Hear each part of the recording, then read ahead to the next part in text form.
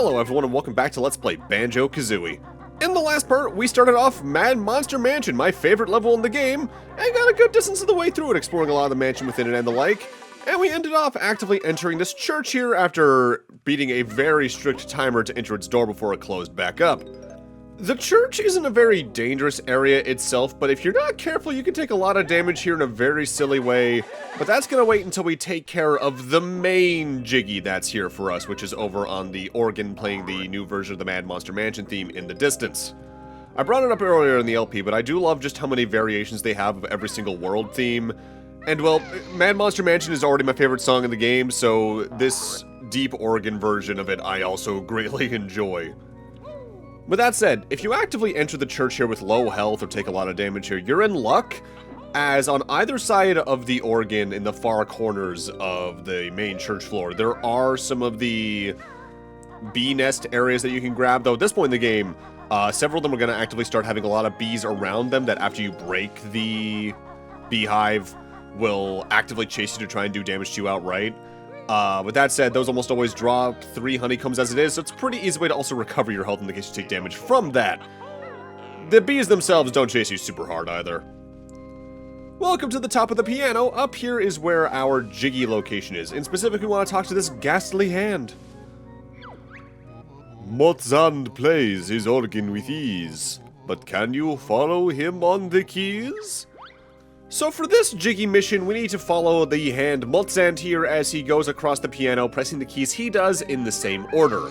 However, unlike a very similar Jiggy back in Bubble Gloop Swamp with Tip Tup in the other turtles, you don't need to memorize and wait for him to complete an entire movement before you input the keys yourself. You can just follow this hand around and input the keys immediately after he presses them, making this a much easier Jiggy. To the point where I honestly can't help but wonder if maybe they originally planned for you to be able to not move here, but maybe decided against it for one reason or another. Not bad, Bear, but now watch me. Copy this tone, and amazed I'll be. Like maybe they thought the piano was too wide of an area for them to just let you try to memorize which keys he presses, or there were too many steps involved to make memorization any kind of realistically reasonable, even this late into the game.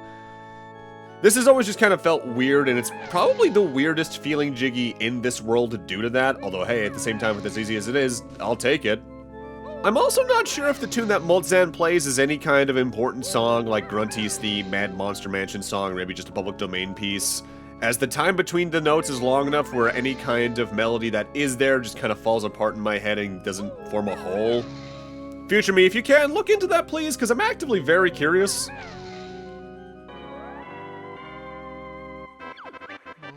Your music skills are mighty fine, so take this golden piece of mine.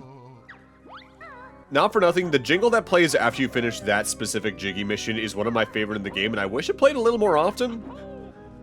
With that said, grabbing the Jiggy from the top of the organ's pipes is actively not the end of what we want to do here in the church, because you might notice in the distance on the just barely left of the screen there for a moment, there's a flight pad. 2 other objects of note are here in the church, specifically up all the way in the rafters at the top of the building. We need to fly to get up there. And you really could just kind of fly and ignore some of the stuff up there, but I try to land on the rafters as soon as I can and then just walk my way across, as I feel more assured that I'll survive that way. Because the big damage that I mentioned that could happen here in the church is if you fall from all the way up here. I think you're meant to actively jump down to the organ to avoid as much damage as you can, but what I tend to do is the trick I showed off a part or two ago now for the first time, where you do a ground pound, and then while you're kind of in the T-pose animation from completing the ground pound, you just take any kind of fall with no hits whatsoever.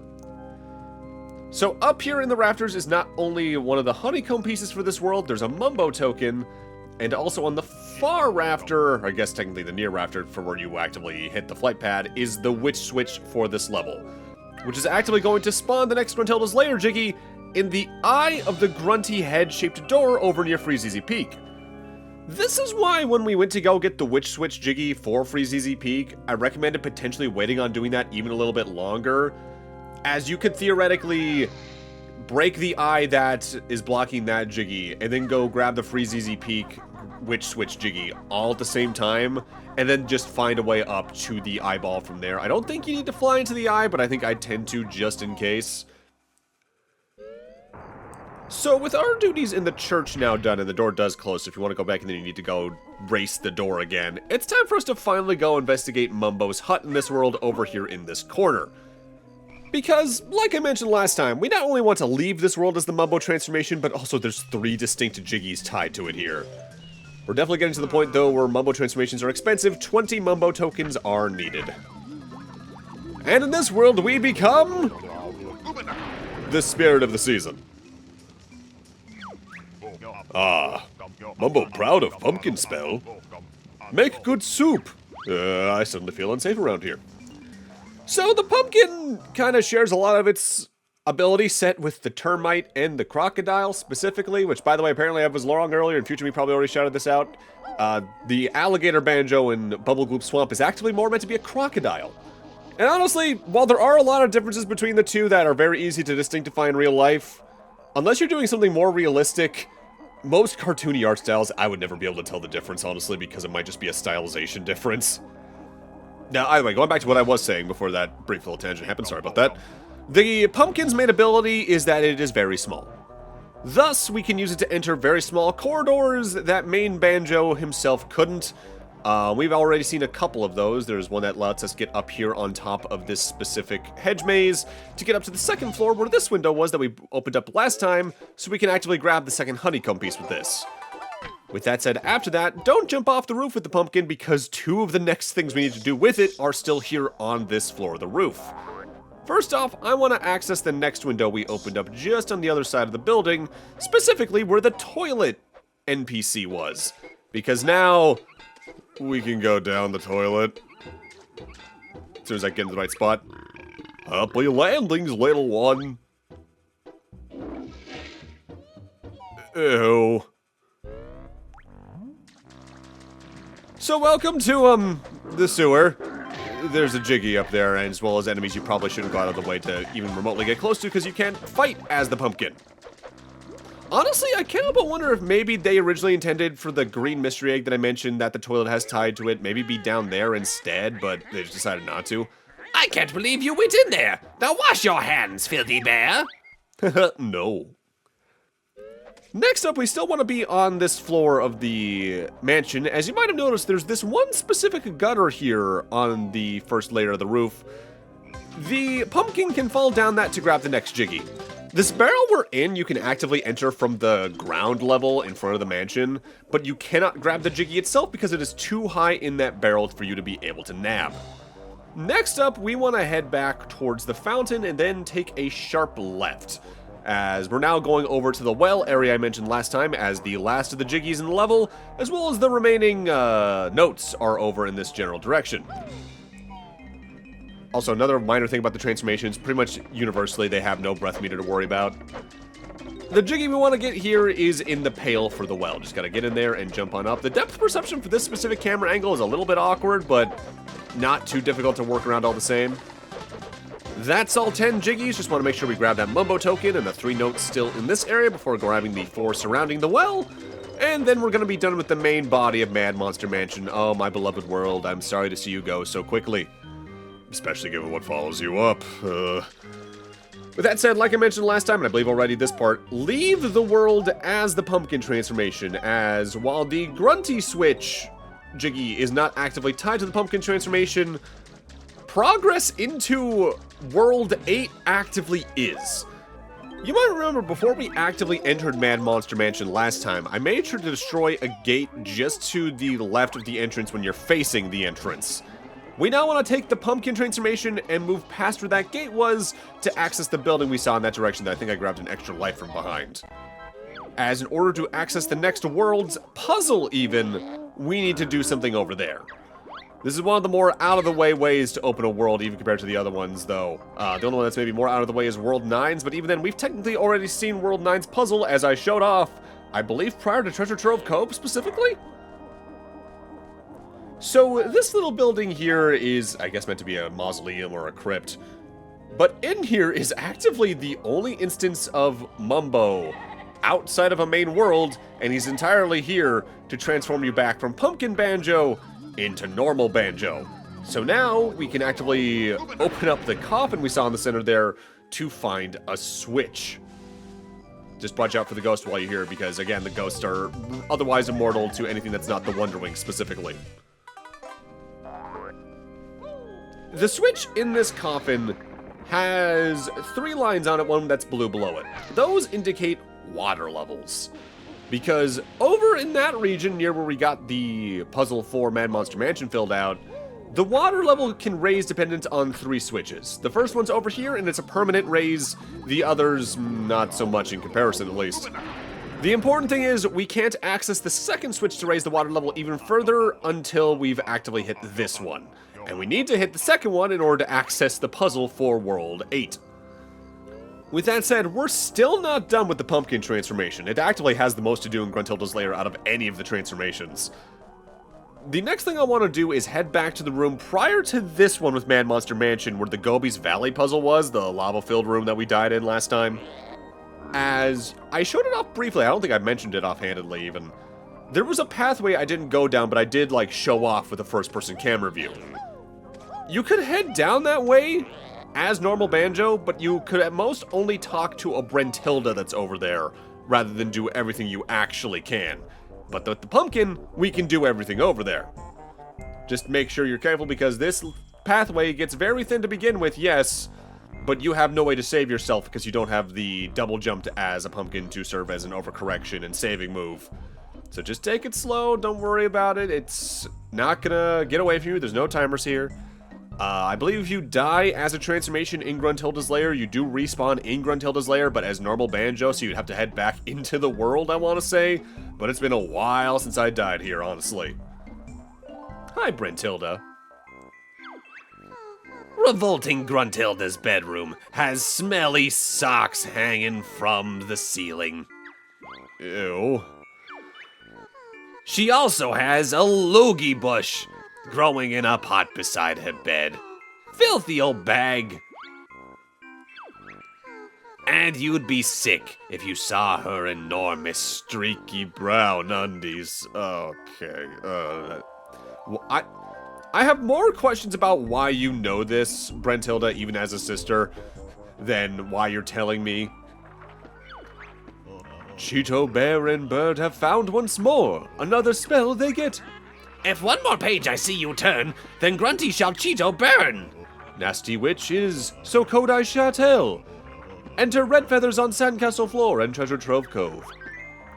Entering that code at that specific sandcastle allows you to double your red feather count from 50 to 100. Not as necessary as the blue egg one or even the third Cheeto cheat we can find later on, as that's easily the most useful one of all of them. Which means, of course, it's the last one you can actively get.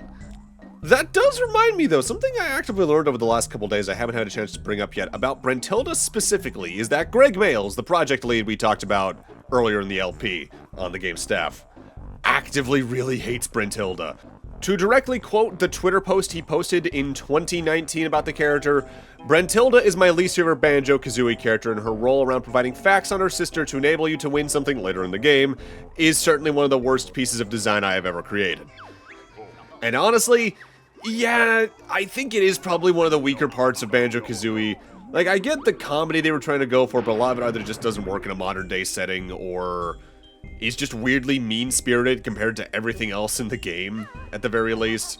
And how it's implemented with how it works in the game later on, you're not even guaranteed to need to use the information, so it could have been implemented better, as he himself also brings up. Speaking of the staff, though, while I'm going out of my way to do this whole puzzle again to get the Witch Switch Jiggy from Mad Monster Mansion in this room, let's go back to talking about that. The next role and individual named in the credits is the more sketching artist, who is actually more a technical artist. That's John Nash. John Nash started as a background artist on Donkey Kong Country 1 and 2, and then they worked on this. They worked on RC Revenge and RC Revenge Pro and the PS1 and PS2 as an artist. But the next game I super recognized that they worked on was Creature from the Krusty Krab on the Wii, the SpongeBob game, the creative manager. Atlantis Square Pantis art manager. Tak and the Guardians of the Gross on PS2, they were an art manager. iCarly on DS and Wii, special thanks of all things. But their most recent credits are on DreamWorks Puss in Boots on Wii as a studio design director, and Epic Mickey 2, The Power of Two as a design director. The next role credited after that is other doodling, so additional artists, namely Chris Peel and Kevin Bayless. Kevin Bayless started as an additional character artist for Battletoads on arcade. They were then a graphics manipulator for Donkey Kong Country 1, 2, and 3. Post Banjo-Kazooie, they were on the main dev team for Donkey Kong 64. Banjo Pilot, they were on the graphics team. Cameo, Elements of Power, they were actually in the voice talent list of all things. Diddy Kong Racing DS, they were an artist. Nuts and Bolts, they were still part of the Rare team there. But their most recent credits are either Nuts and Bolts, Viva Pinata Pocket Paradise in the DS as an artist, or the re-release of this on the Xbox Live Arcade. Kevin Bayless, on the other hand, is one of the older blood members of Rareware from the old classical era, at least, as they were even around during the NES era for Rare whenever they made games that were then usually published by LJN. Who Framed Roger Rabbit, Wheel of Fortune, California Games, Nightmare on Elm Street, they were either on the High Scores team or uncredited graphics artists. In the more classical era of Rare, starting from Donkey Kong Country, though, they were either involved in art and character design or game design, such as being a character artist for Donkey Kong Country or a main game designer for Killer Instinct. They were the voice of James Bond in parts of 007 GoldenEye, apparently. Blast Corps, they did additional artwork, art director for Diddy Kong Racing.